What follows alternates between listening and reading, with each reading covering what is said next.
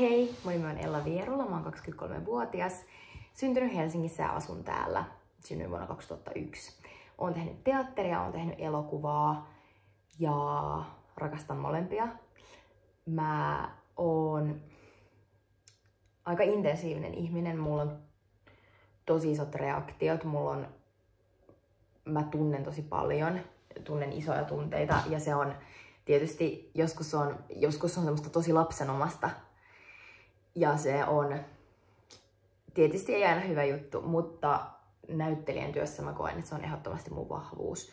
Mä teen rohkeita päätöksiä, mun mielestä myös uniikkeja päätöksiä. Mä oon intuitiivinen.